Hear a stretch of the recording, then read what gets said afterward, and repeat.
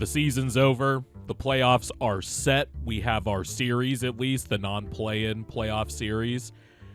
Took until the final game of the season to have the West standings completely set, which, by the way, that game was a banger between the Warriors and the Clippers. But I wanted to talk about different playoff teams and not necessarily their odds of them making it out of the conference or whatever. And I don't want to do like a bracket-style prediction where I predict every round and then, choose my winner and stuff. I wanted to try a different thing, and I kind of hinted at this in my Mike Malone getting fired video, but I wanted to do like a playoff trust index, if you will. If you've watched the NBA for a while, you know teams and players that you can trust and can't trust based on track record and all that stuff. And we've all watched playoff basketball for a long time, and we get some ideas of what works and what doesn't. And, I'll definitely touch on the playoff series and stuff, but I wanted to talk about the individual playoff teams, touch on a little bit of the season they had, and do I necessarily trust this team to make a deep playoff run or to put it together in a way that's required to make a deep playoff run? And the first team I wanted to talk about actually was the Denver Nuggets. This was the first team I thought of when I was thinking up of this concept. And then, of course, they did the shocking thing, which was fire Mike Malone about a week before the play-in game start. But I think it's fair to say that the Nuggets have a lot of questions. Their post-All-Star break run especially was not good. And then, obviously the dip in play led to what I think was a decision that the Nuggets thought about beforehand, and the owner confirmed that today basically, but led to them firing Michael Malone and also firing their general manager Calvin Booth. And now that they have fired their coach a week before the playoffs, that's another monkey wrench in all of this. And so I kind of wanted to talk through the Nuggets, their impending playoff run they're about to start here with their first round series against the Clippers, and then wonder if they can go on a deep playoff run. And basically, the entire genesis of this video and the Nuggets is basically, can they Jokic their way through the playoffs? Jokic had one of the best offensive seasons in NBA history, became the third player to average a triple-double, the most efficient triple-double average in NBA history as a center, and he's been nothing short of spectacular. It was also a big load on him, and it definitely showed up on the defensive end of the court this season. It was one of the worst defensive seasons of Jokic's career. As the season went on, it became clear that the roster was flawed. Outside of Jamal Murray and Russell Westbrook, the Nuggets really didn't have anyone that could create in the half court off the dribble aside from Jokic. I'm just putting Jokic aside for a second so we can talk about the rest of the roster because, Jamal Murray got hurt again. He just came back. Will that linger into the playoffs? We all know what he looked like when he wasn't healthy last year. And then he had a terrible summer for Team Canada in the Olympics. Aaron Gordon was also hurt this year quite a bit. He only played 51 games and came off the bench in a few of them when he was coming back from injury.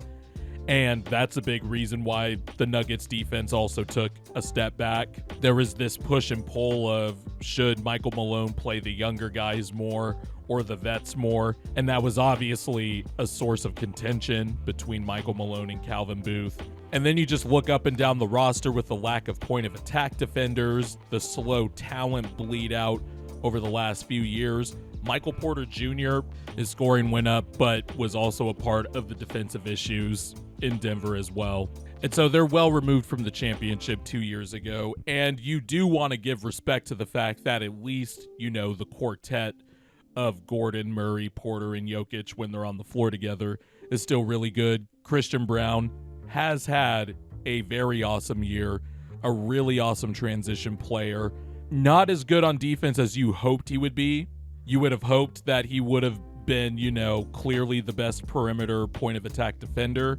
And he is, but he was also part of the problem and getting blown by a lot. But still an awesome fifth starter. That was a, hit in the draft. But aside from that, I don't know where the shot creation for the Nuggets is going to come from, or at least the efficient shot creation aside from Jokic.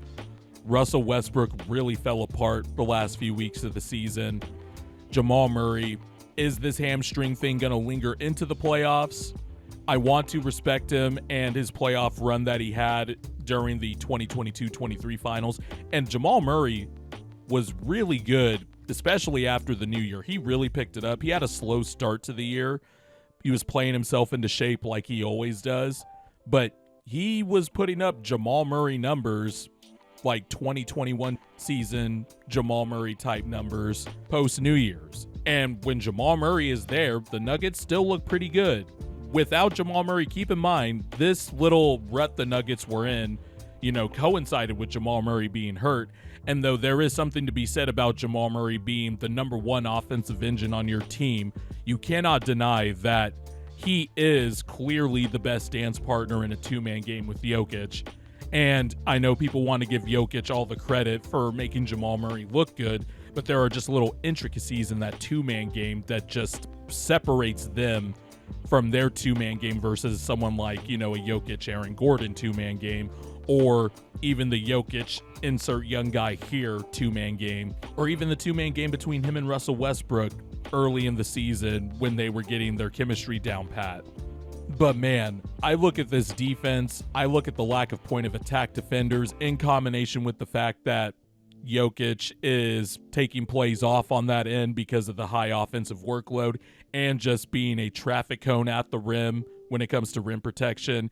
And it's just a bad combination. And the Nuggets just haven't done a good job of insulating Jokic, after the championship. And now you are in a situation where this team is still good, but that's because Jokic is having to do everything. He's having to serve the popcorn.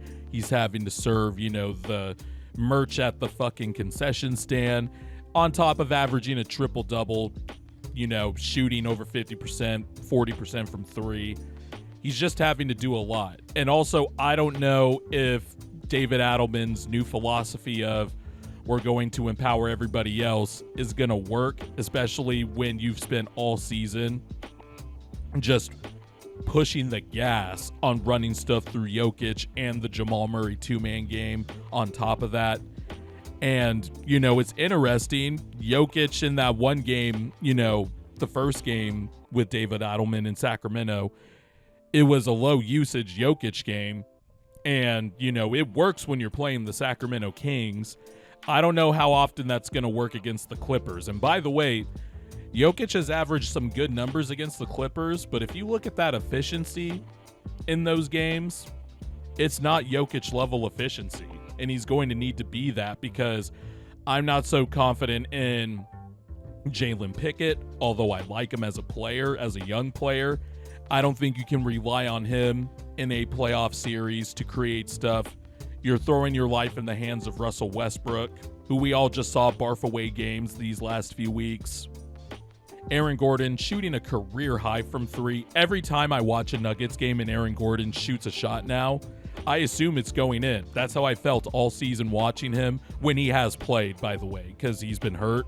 But are teams just going to adjust to that, or are they going to be like, we don't care if you had a career year shooting, we're just going to leave you open? Michael Porter Jr., like I said, he upped his scoring from the year before. He's cutting to the basket more, taking more shots at the rim. But are you going to really rely on him to create stuff from the perimeter and empower him more just so you can take a little bit of the load off Jokic? I don't know if they're going to do that in the playoffs. And I don't know if this time around. See, last year, I thought that Game 7, while it was a great win for the Timberwolves, it was an all-time collapse for the Nuggets. And I thought that team was good enough to win last year. And that team from last year to this year is less talented, less healthy. Some of the young guys have taken a step forward, but this is going to be uncharted territory for them. We don't know how Murray's hamstring will react. And Jokic just has to do everything, on top of the fact that the defense isn't insulated around Jokic and Murray. Westbrook's a terrible point of attack defender. You're going to be asking a lot out of Aaron Gordon, man. You're going to be asking a lot out of him. On top of that, you got this new coach, and I just don't know. Like, I've seen great players throughout history carry bad teams deep into the playoffs and into the finals and stuff like that. And Jokic could absolutely do it. And that is why we are doing this video, because, man, he has become an awesome scorer, an aggressive scorer, more aggressive than ever. He's getting his teammates involved more than ever. His rebounding is still really good. His efficiency is absolutely absurd. And yet, I just don't trust everything else around him. And I'm sure teams are just going to sell out to stop him and make the other guys, try to beat you. And while Christian Braun has shot a career high from 3, while Aaron Gordon's been really good from 3, the Nuggets are still a low attempt team from 3. It's actually one of the few things in these last few years where I'm like, okay, this is like a clear roster and flaw thing with the Nuggets, is that they don't shoot enough threes. And not only that, they still have a few guys where you could just leave them wide open and you'll be fine living with the results. If Christian Braun makes 6 threes in a playoff game, you just got to tip your cap off to Christian Braun. And that's how defenses are going to be looking at it. Russell Westbrook, when he plays, that is just, you might as well be playing 4-on-5 in the half court. Same with Aaron Gordon, too. Teams are going to be testing the Nuggets. They are going to sell out everything to stop Jokic and the Jokic-Murray 2-man game. They're probably going to have, somebody, paying a little bit more attention to Porter. But a lot of these guys, for the most part, are unproven. Zeke Naji, who came on in 2025, some of the other young players, they're going to have to prove themselves. And I don't know if that's going to equal a deep playoff run. There's just too many questions with the Nuggets. And some of the questions are also tied to the fact that, man, you guys are really making Jokic do everything, man. And while he is an all-time great, needs to pad the resume a little bit more before we start elevating him in higher conversations, but he is an all-time great. I'm not sure you can just Jokic your way through the playoffs. Not in this setting. If there were a few less question marks with the roster, if they didn't commit to this coaching change, maybe the score would have been a little bit higher on my playoff trust index rankings. But I feel like, considering that I think very highly of Jokic, I think this score is very purely based around the fact that Jokic is so good, because if he wasn't in this equation with the rest of this roster and stuff, this would be in the ones, maybe even lower than 1. But I am giving the Nuggets a 5.3 out of 10 on my playoff trust index rankings. And that is solely because of Jokic and a little bit of a sprinkle of Jamal Murray and Michael Porter Jr. But I could see them getting into the second round. I think any, first round matchup they would have gotten would have been tough, whether it was the Clippers, the Timberwolves. They do not want to see the Timberwolves. I don't think the rest of the Nuggets want to see the Timberwolves. I think Jokic isn't scared of anybody, but we all can clearly see that the Timberwolves have the Nuggets number. I think Golden State would have been a tough matchup. Lakers would have been a tough matchup. But this is one of those things where I'm not necessarily predicting the Nuggets-Clippers first-round series. I'm just talking about my trust in them making a deep playoff run. And as it sits right now, I could see them getting into the second round, but at most they would win 2 games in that second round series. I'd give them a 5.3 out of 10, where I could see them maybe winning 2 games in the second round, and that's solely because of Jokic. Let me know what you think below. Do you think the Nuggets can make a deep playoff run?